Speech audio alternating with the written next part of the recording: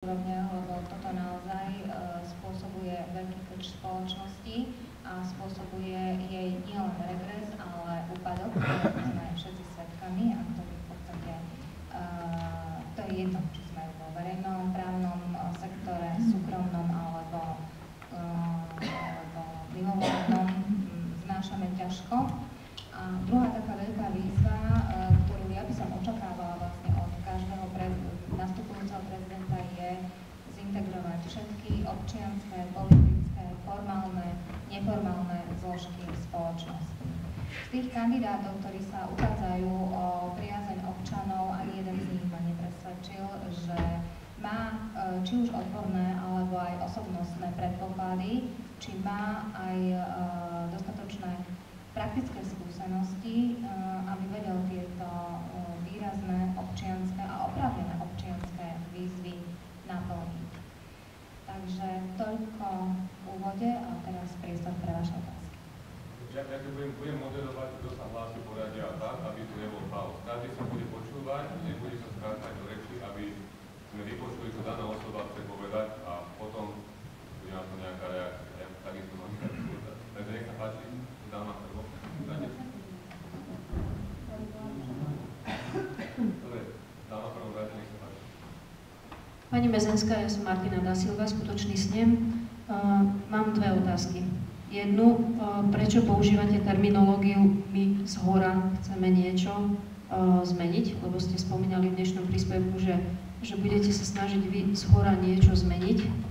Ja vnímam politikov alebo poslancov alebo kohokoľvek vo vedení štátu ako niekoho, kto je pod nohami občanov, kto má slúžiť. A táto terminológia je dosť nešťastná pre mňa osobne, dosť ma to rozčuľuje. Druhá vec je, tak ako všetci ostatní kandidátsky prezidenti, strašne veľa vecí konštatujú.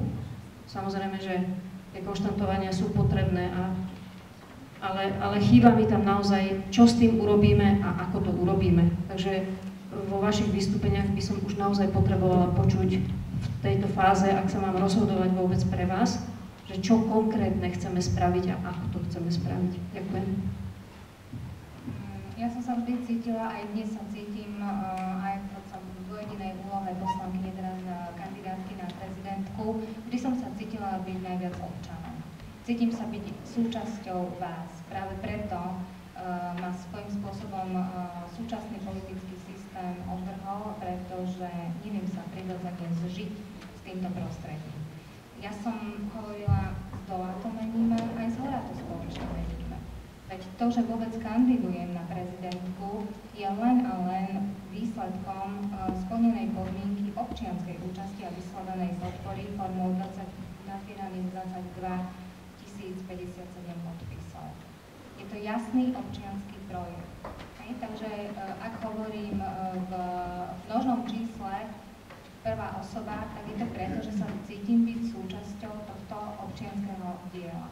Jednoducho neviem robiť veci verejné, nikdy som ich ani nerobila, keď som bola v komunálnej politike tak, že by som nebola prirodzene zžitá s občianským sektorom, s ľuďmi. Takže dúfam, že vás táto moja odpoveď uspokojila.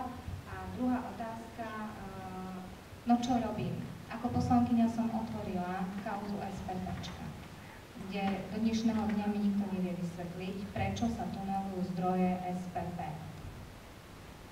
Je tam 2,5 miliardy záväzku. Táto kauza nie je stačí. Otázka bola, že ako konkrétne kroky urobíte?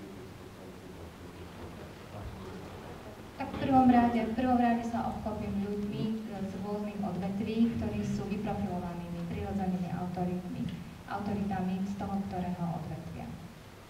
Určite zriadím aj otvorenú občiansko-právnu poradňu pre občanov, pretože prezidentský úrad je neživý.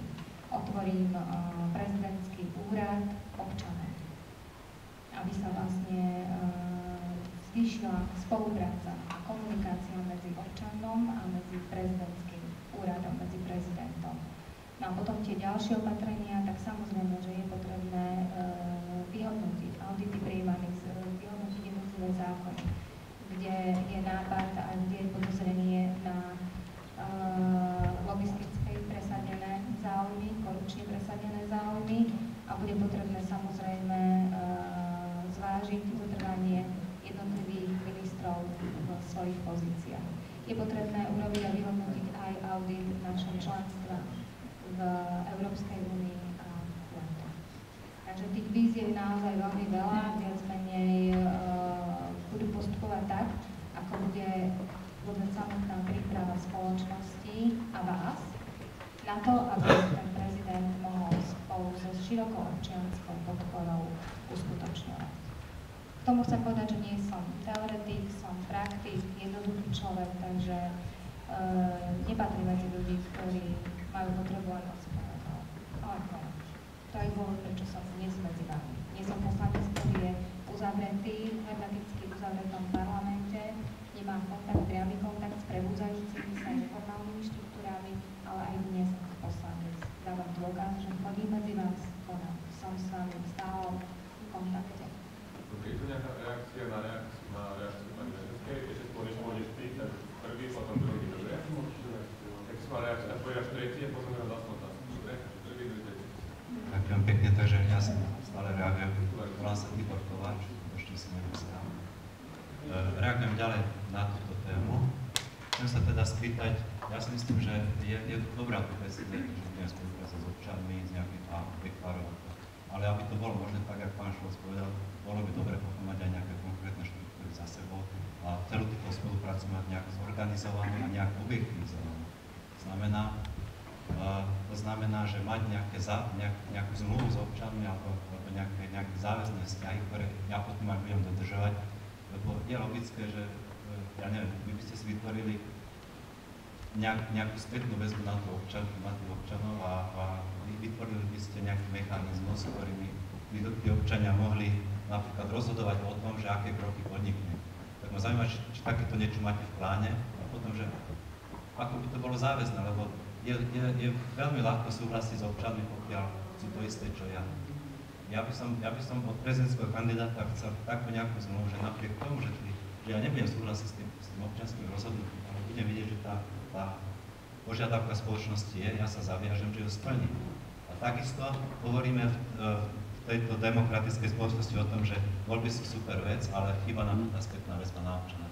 Ja by som chcel vedieť takisto od prezidenta, lebo tiež ho pokladám za zástupcu tejto zastupiteľskej demokracii, že ako on podobne spraví nejaký záväzok ľuďom, že bude vedieť vyhodnocovať napríklad svoje zlyhanie voči občanom a či sa dokáže zaviazať k tomu, že v prípade, že tí občania ma požiadajú o niečo, tak ja odsúdim. Ako vidíte tomto príkladom, v každom prípade sú tu potrebné nejaké štruktúrálne kroky, ako nielen deklarovať to, že ja som zástupca občanov, ale vytvoriť štruktúry. Kto ma pozná, tak asi vie, že nie som človek, ktorý hazarduje so slovom a nie som len ten typ poslanca, ktorý len niečo deklaruje. Neviem, koľko poslancov prišlo z parlamentu na takéto konané občianske snemy doteraz. Takže, viete, u mňa veci nestoja na písaných zmluvách, u mňa česť stojí vlastne na danom slove. Pre mňa má slovo veľký význam a veľký záväzok. Narastajúca podpora a dôvera zo strany ľudí ukazuje a je jasným dôkazom toho, že svoju prácu, čo sa týka aj priamej spolupráce s občanmi, asi robím dobre. To, že nie som ideálny človek, nemôžem nikdy povedať. Každý má chyby, ale aj dnešný deň som tu preto, aby ak sú nejaké nedostatky v tesnejšej spolupráci a naviazanie na občiansky sektor, aby sa jednoducho odstránili. Myslím si, že odo mňa očakávať nejaké konkrétne kroky a opatrenia v tejto situácii, kedy nanovo vytvárame novú občiansku štruktúru. Keď sa zamýšľame nad tým, ako by v budúcnosti mal štát fungovať, ako by malo v ňom fungovať zriadenie, myslím si, že chcieť to odo mňa dnes je predčasné. Viem vám slúbiť len jedno, že vlastne, ak sa tieto štruktúry budú konkrétne vytvárať, budem pracovať vlastne v tesnej spolupráci a komunikácii s vami. Tak, ako som postupovala doteraz. Nikto z vás, ani vy neviete teraz presne, akým spôsobom budete mať zosieťované občianske snemy, ako budete medzi sebou, či už na tej formálnej alebo neformálnej báze spolupracovať. Chcem byť účastná toho formujúceho sa projektu, formujúcej sa spolupráce, ak samozrejme uznáte, že som pre vás partnerom. K tomu tomu chcem ešte uviesť, že ja, viete, nemám nejakú potrebu vás teraz o niečom presviečať, lebo veľmi dobre viem, že tí, ktorí mi veria, tieto presviečania nepotrebujú, lebo videli skutky doteraz za mnou a vidia ich aj teraz. A tí, ktorých nepresvedčím, tak je zbytočné pre mňa vyvíjať vlastne snahu a energiu na to, aby som teraz ich na silu presviečala. Ja si myslím, že každý z nás už za tých 23 rokov budovania demokracie na Slovensku veľmi dobre vie, kde sa nachádzame a veľmi dobre sa naučil rozlišovať medzi tým, kto čo hovorí a kto čo v skutočnosti koná. Ak si myslíte, že dnes vás budem o niečom presviečať a dám dušu na oltár, tak sa milíte, lebo nie som ten typ človeka. Som pripravená slúžiť občianskym potrebám, ak samozrejme to bude chcieť. Ak to tak nebude, tak jednoducho som pripravená zmieriť sa s akýmkoľvek výsledkom samotných prezidentských voľb. Mala som ukázať, že Slovensko nie je čo sa hodí. A teraz pán Filon, potom ty. Dobrý deň, Marián Filon, Sloboda v očkovaní. Ja som vám nedávno kladol otázku v Slobodnom vysielači, ak si spomínate. A videl som tiež váš rozhovor, alebo teda tú reláciu v politike na Teatrojke, kde ste bola po boku pána Fischera. A bola vám položená otázka v tejto oblasti. Rád by som upozornil na taký jeden možno zádrhel, čo sa týka tej odbornej diskusie alebo obklopovania sa odborníkmi, že môže byť situácia v nejakom odvetví, dajme tomu v zdravotníctve, taká, že všetci tí, čo sa normálne akože vyhlasujú za odborníkov alebo sú mediálne známi odborníci,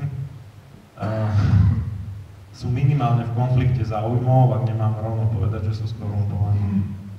A ako chcete vlastne zabezpečiť, aby nedochádzalo k tomu, že vám takíto ľudia budú radiť prospech tých, ktorých či už naplno alebo čiastočne platia za to, alebo teda konkrétne, aby som bol úplne jasný, ide o farmaceutické firmy, za to, aby presadzovali ich záujmy.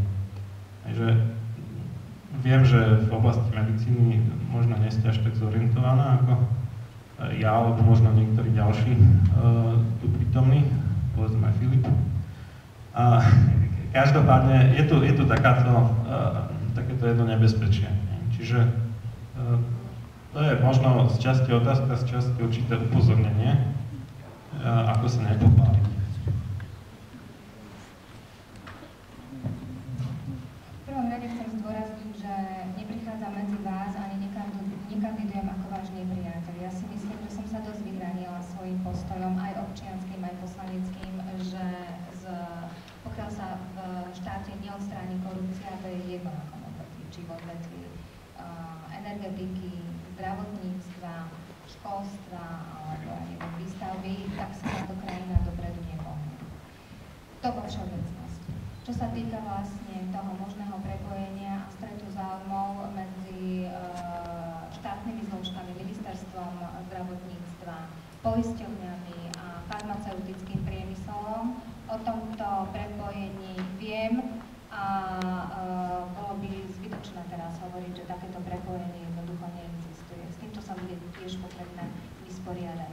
A práve preto, že sa obklopujem už teraz inými ľuďmi, ktorí boli v tomto súčasnom systéme potlačení a na periférii záujmu a možnosti vstupu do rozhodovacích procesov, práve takýmito prirodzenými autoritami, ktoré spĺňajú ako osobnostné, tak aj odborné predpoklady, sa budem pri nástupe na prezidentské kreslo obklopovať. Všetko je v ľuďoch.